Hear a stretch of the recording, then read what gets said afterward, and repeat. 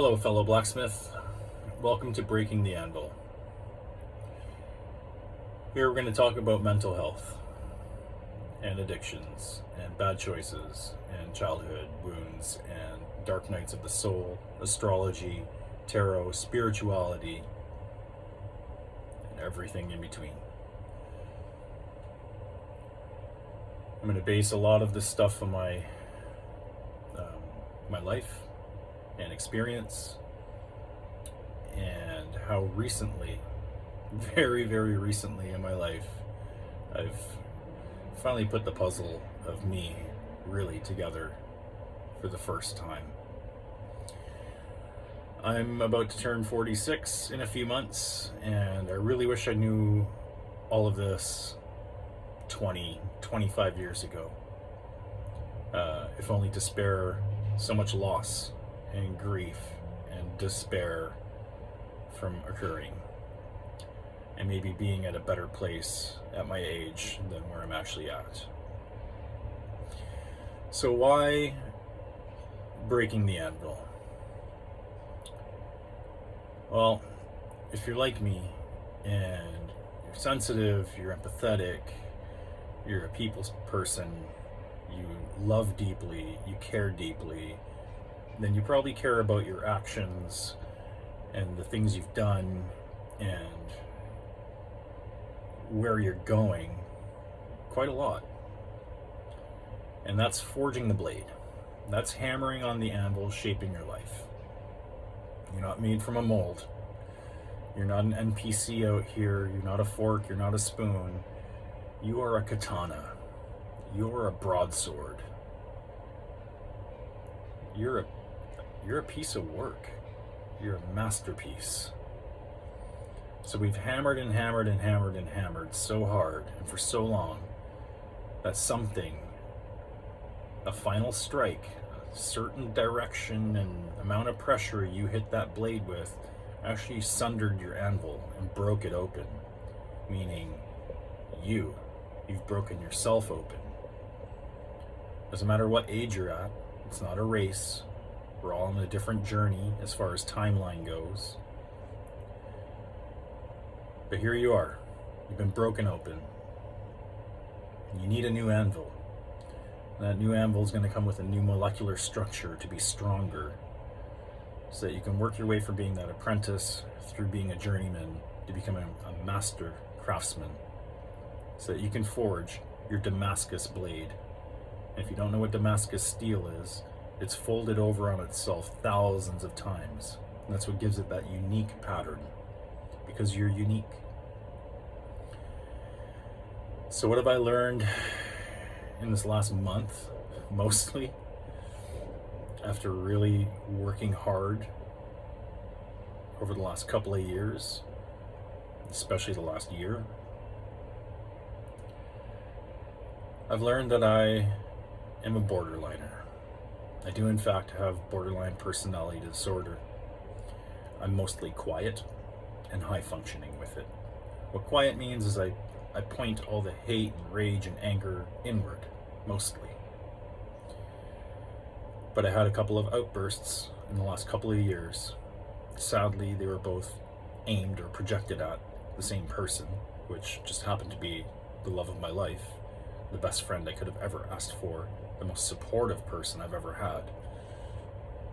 I've lost that person.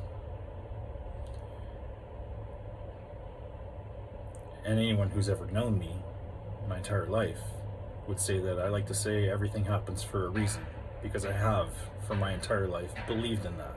And maybe that's gotten me through, and it's why I'm still here today.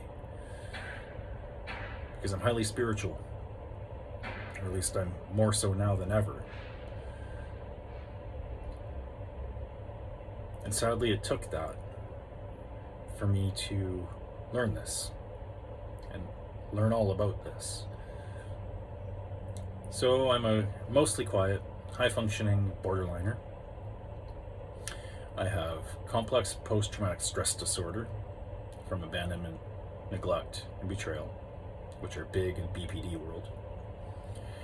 I'm an INFJ, which means I'm super intuitive, highly empathetic, I feel misunderstood, I'm very expressive. I'm extremely intuitive. I usually know about world events years before the news ever talks about them. I'm a human lie detector. I have AuDHD, which is autism and ADHD.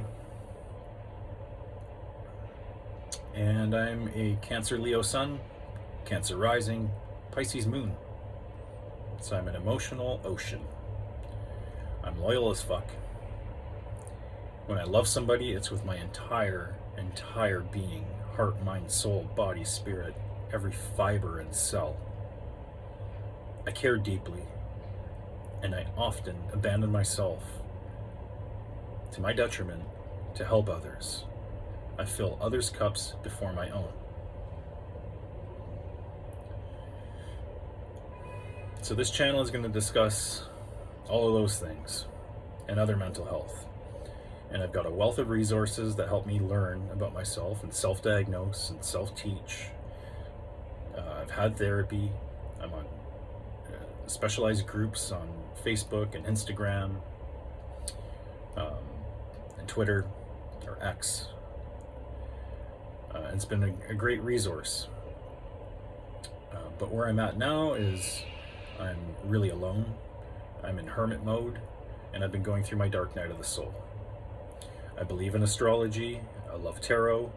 I believe I'm on the twin flame journey, the real twin flame journey, not the bullshit one where people tell you who your twin flame is, because it teaches a lot of spirituality.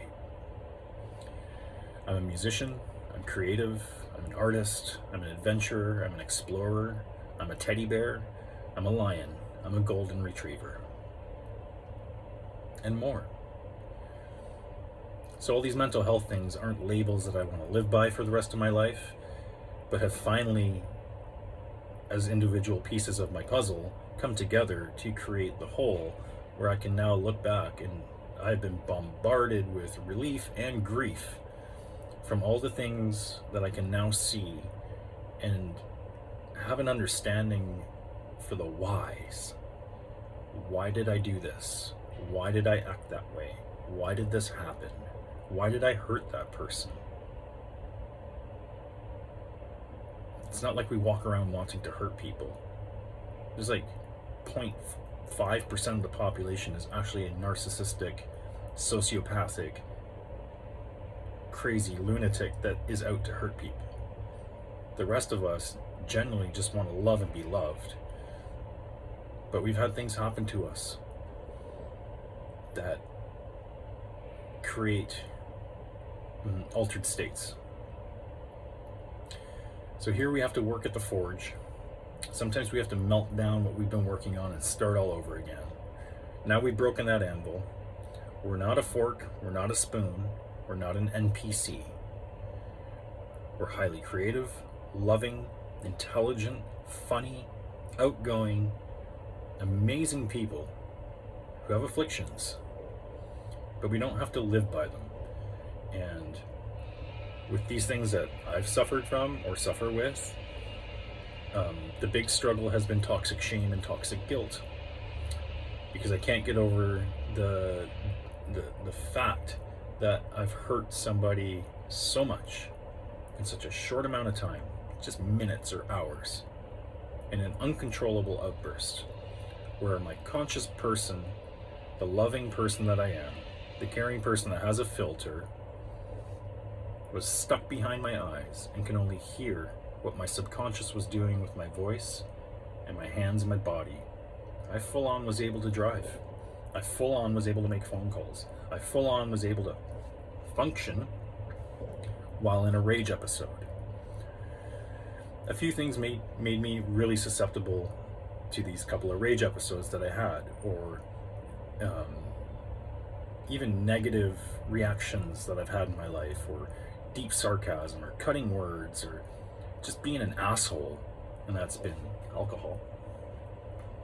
But it's also been being an INFJ, having cPTSD with betrayal, rejection, abandonment, and being a borderliner, and being misunderstood. And with borderlines, it's It's really complicated because not one borderline person is the same. And the fact that we can go from 0 to 100 in the matter of seconds when we're triggered, and the triggers just happen.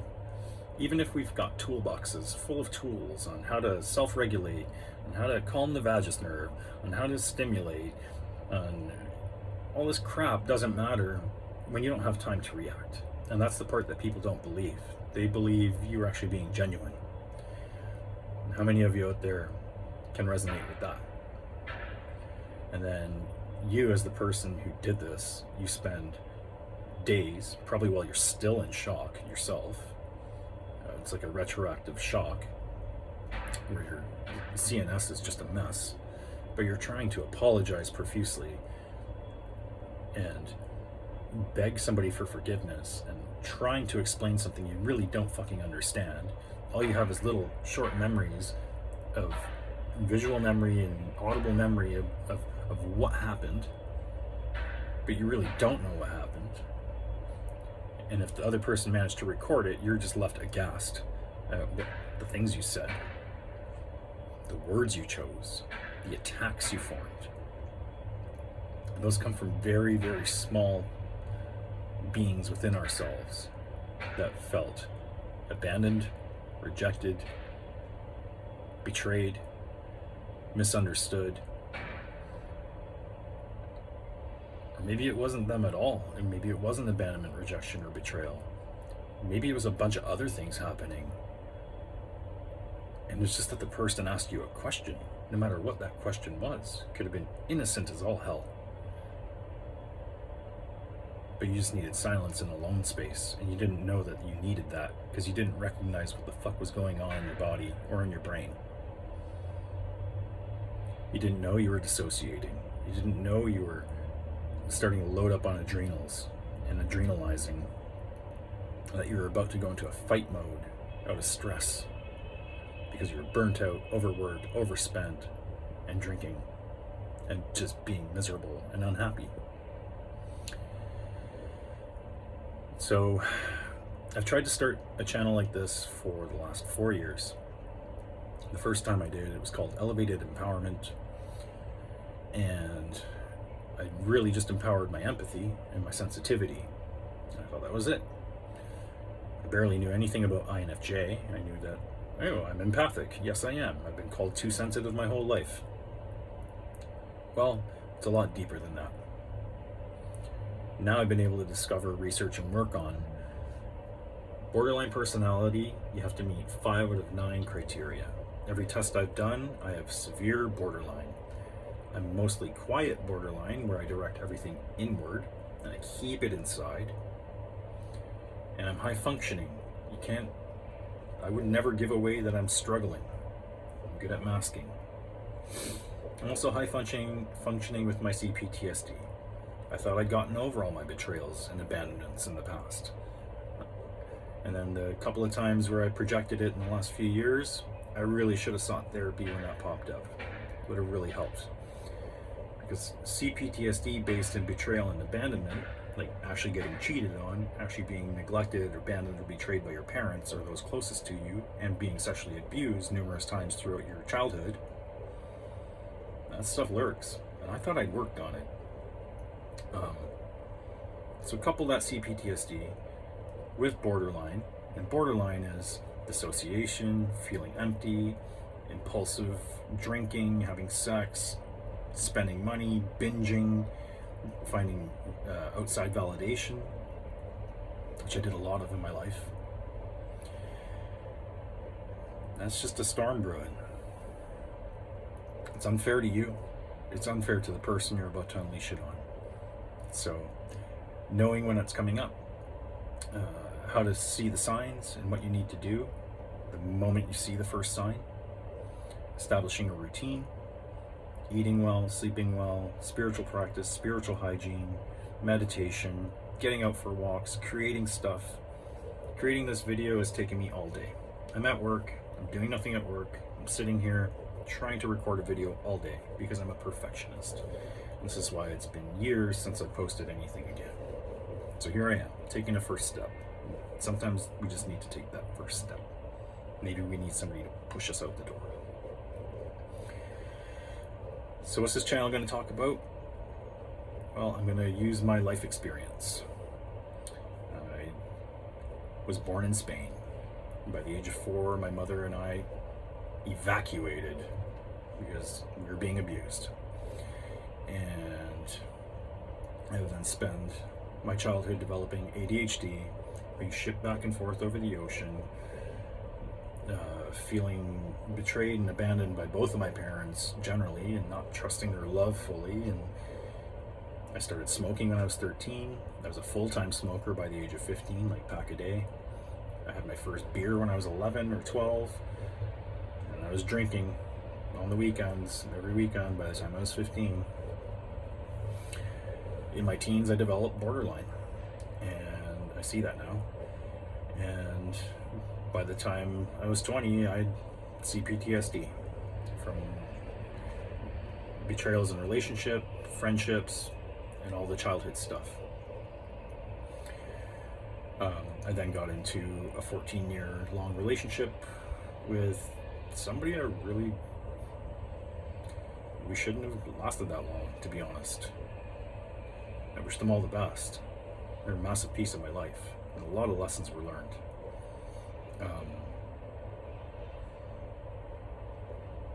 I was looking for validation when we found each other, and I was doing narcotics, I was drinking, I was working this crazy life. We cleaned up together right away, actually, in that relationship. But when it ended, I got back into the narcotics.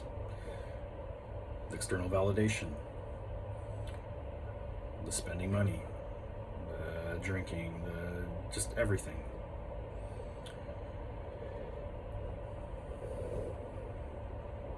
And then I met my person. And that's when the deepest wounds came up. And anybody who knows me in my lifetime would say that everything happens for a reason. That's Marty. And there's sometimes where something happens and you say, I just don't see the reason in this. And that's what's driven me to find these answers. So progressing forward with this channel, I'm going to detail more and get more in depth on BPD, on cPTSD and PTSD, on INFJ, INFP-ism, on autism and ADHD, so that maybe I can help somebody earlier in their life, or just help somebody at any point in their life, because it seems like a lot of us are having late life breakthroughs, and that just makes us outliers. We're late bloomers. I am. And you can't compare your journey to anybody else's. I was once told, hey, it's too little, too late. Well, if you're going to timeline, then that's up to you. That's your ego. I'm sorry I couldn't be what you needed right then and there. Healing takes time. So remember to give yourself compassion and grace and love. Remember that you are the universe. You are God, expressing yourself through a unique human body and a unique existence, and that your existence is a singularity in the reality around you, in this quantum matrix, this quantum field. Look up unified theory. Remember that you are. Say to yourself, I am. Say thank you as many times a day as you can for anything that you can, anything small or large. It can be the smallest of things are the most amazing sometimes. Remember that. Create a routine, meditate, be spiritual,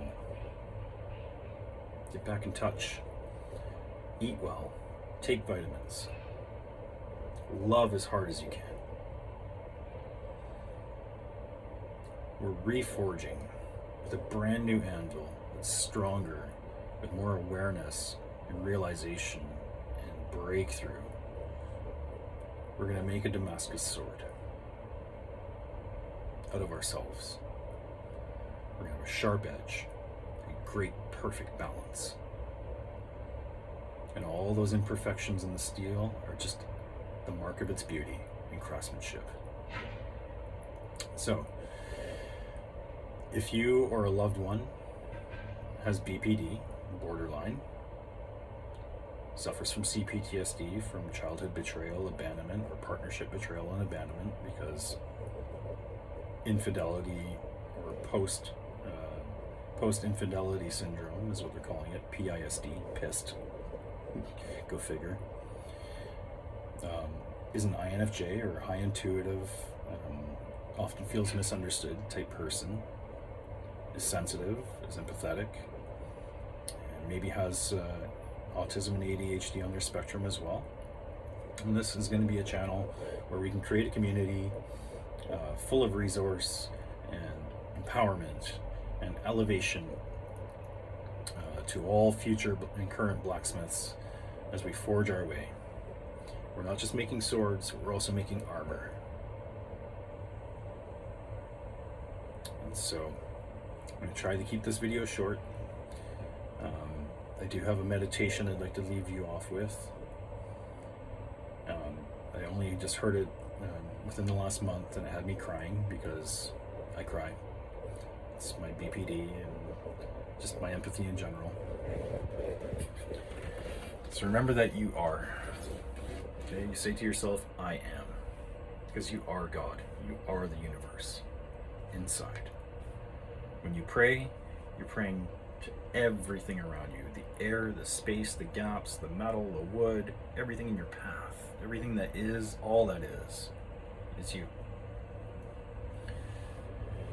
And whatever you call God, or Source, or Spirit, or Buddha, or Yahweh, or Yeshua, Allah, it's all the same. Pick your word, but say this meditation.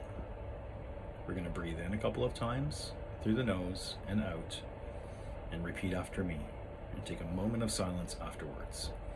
And if you're ever having the oncoming of an anxiety or panic attack, or you find yourself with some negative thoughts going on, say this and mean it.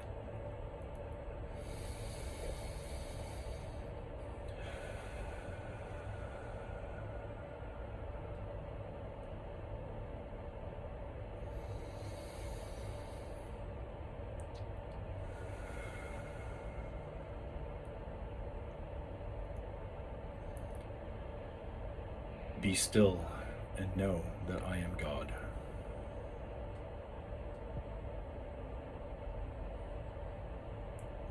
Be still and know that I am.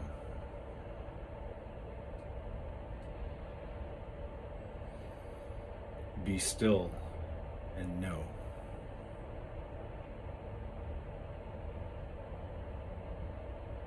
Be still.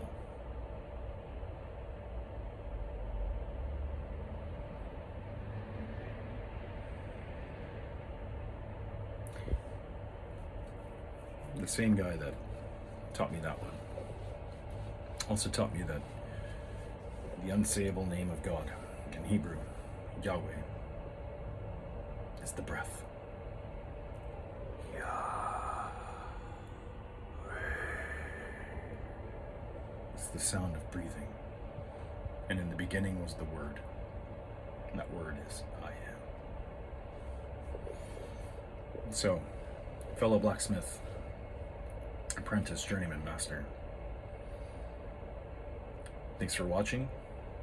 Please follow, share if you'd like, and let's make some masterpieces.